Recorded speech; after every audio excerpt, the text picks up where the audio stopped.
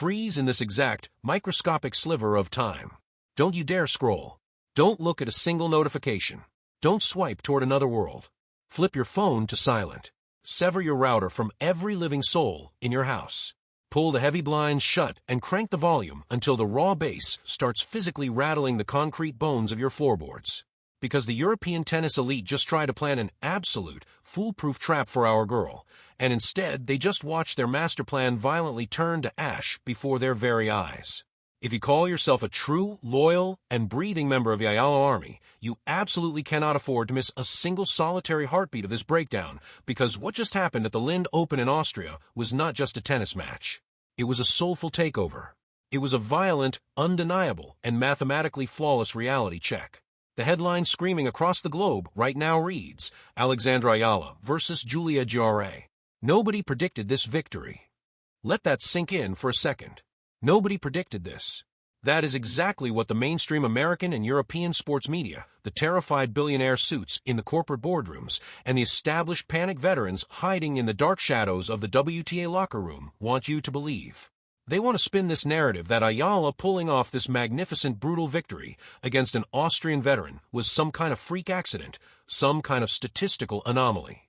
They are lying to your face. They are completely, utterly, and shamelessly lying to you.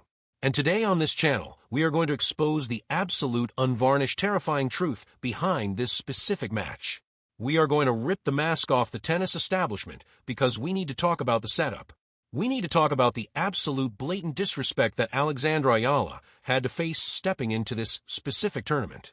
This is the 35th anniversary of the Lindt Open. It is a massive, historic, highly celebrated event in Austria. And what did the organizers do this year? They made a massive, unprecedented, highly calculated change. They completely ripped up the traditional hard courts, and they brought in 100 tons of heavy, grueling, punishing European clay. They built a temporary clay court coliseum right in the very middle of the city. Why? The media will feed you a sanitized PR statement and tell you it's for tradition. But let's look at the cold, hard reality. The establishment thought that by shifting the tournament to heavy clay, they could finally permanently slow down the explosive, terrifying momentum of the 20-year-old Filipina prodigy. They looked at the tournament draw, and they smiled because waiting for Alexandra Eala in the very first round was Julia Grabher. Julia Grabher, a seasoned 29-year-old European veteran, a former top 55 player in the world, a certified clay court specialist who practically grew up sliding on this exact type of red dirt. But more importantly, Grabher is Austrian. This was her home country. This was her home crowd. The establishment set the stage perfectly for an execution. A packed center court with 3,000 screaming, passionate Austrian fans. A heavy, slow clay court designed specifically to neutralize Eala's aggressive, hard-hitting baseline power. A seasoned hometown hero desperate to defend her territory and protect the pride of the European old guard. The commentators, the betting markets, the sports analysts, they all wrote Eala off before the coin toss even happened. They all said the environment would be too toxic, the clay would be too slow, and the veteran experience of Julia Grabher would be far too overwhelming. Nobody predicted this victory. They said they genuinely foolishly thought they were walking Alexandra Eala into a trap. But what they completely foolishly and arrogantly forgot to calculate is exactly where Alexandra Eala was forged. When the umpire called time and the stadium lights beamed down on that red Austrian clay, Alexandra Eala did not shrink under the immense pressure. She did not panic. She did not look at her coaching box for an easy way out. She looked across the net at the hometown hero. She listened to the deafening roar of the 3,000 Austrian fans. And she smiled with the cold, dead-eyed, unblinking focus of an absolute apex predator. What Julia Grabher and that stunned Austrian crowd witnessed today wasn't a tennis match. It was a psychological assassination. The European elite thought the clay would expose Eala's movement. Instead, Eala moved with the terrifying, flawless, aggressive grace of a player who has spent thousands of hours bleeding and sweating on this exact red earth.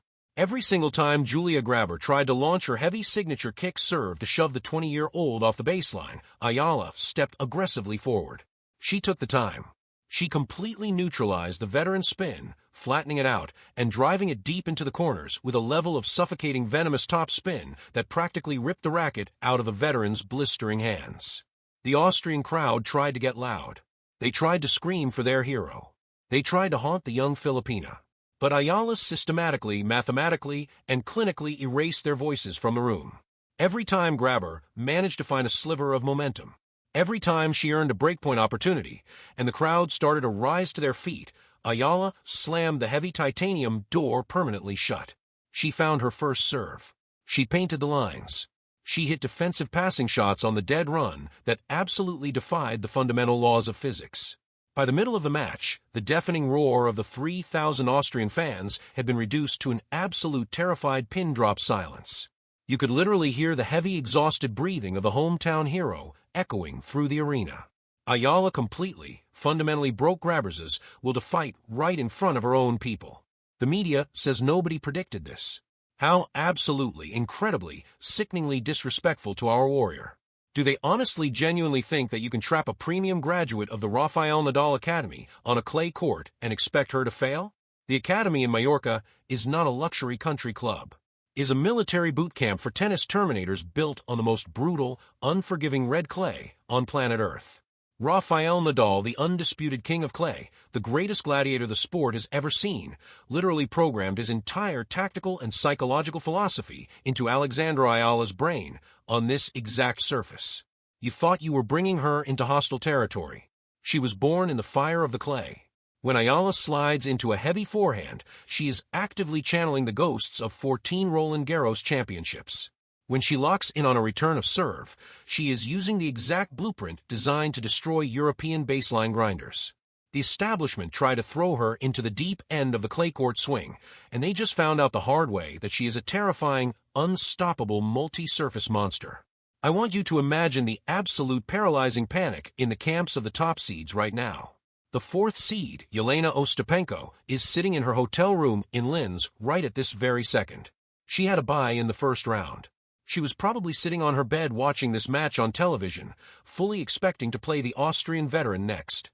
Instead, she just watched Alexandra Eala turn the hometown hero into a statistical casualty on her absolute best surface. Ostapenko knows deep in the darkest, most terrified depths of her soul that the Rafael Nadal Academy prodigy is coming for her next. How do you possibly scheme against a player who just walked into a hostile and sold-out European arena, completely ignored the heavy clay court conditions, and violently dismantled the local favorite? How do you mentally prepare for a 20-year-old Filipina who looks at a massive, intimidating European crowd not as a pressure cooker, but as an absolute, undeniable birthright to conquer? You don't. You can't. The locker room is in a state of unprecedented level 5 biological hazard panic. The encrypted WhatsApp group chats are exploding with terrified messages. The established veterans genuinely believed that the transition from the American hard courts to the European clay court swing would finally, permanently slow down the Eala problem. They thought they finally had a geographic and surface advantage. But this victory, this absolute masterclass of athletic dominance, just violently destroyed their absolute last remaining shred of hope. And let us talk about the absolute most terrifying weapon Alexandra Eala possesses. A weapon of mass destruction that the Austrian tournament organizers completely and utterly failed to calculate in their algorithms. The Eala army. When Alexandra Eala steps out of the tunnel, she does not walk out there as a solitary tennis player. She walks out there with the deafening, unwavering, incredibly passionate, fanatic support of over 115 million Filipinos standing right behind her baseline.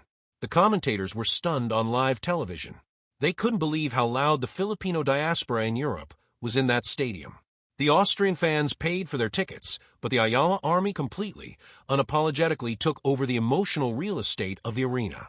This is the exact moment the historical torch is violently, unapologetically, and permanently ripped from the soft hands of the old guard.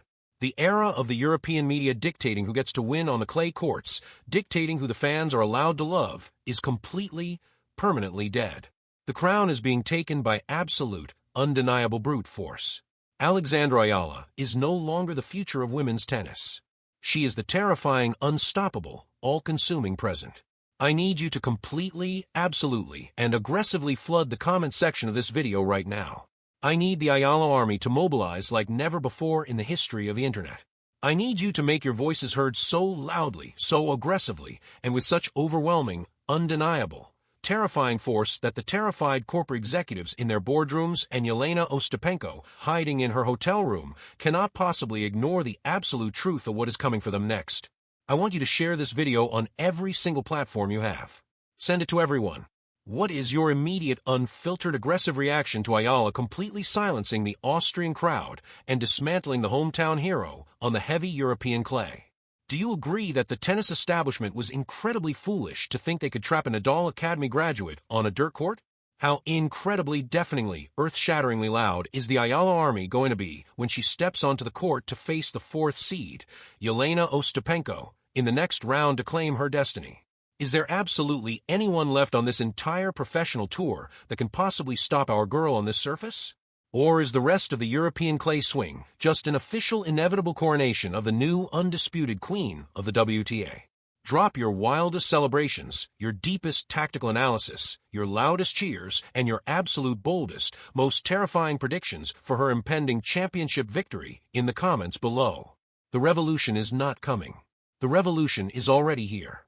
The establishment is burning in ashes on their own clay courts. And today, Alexandra Eala officially takes over the world.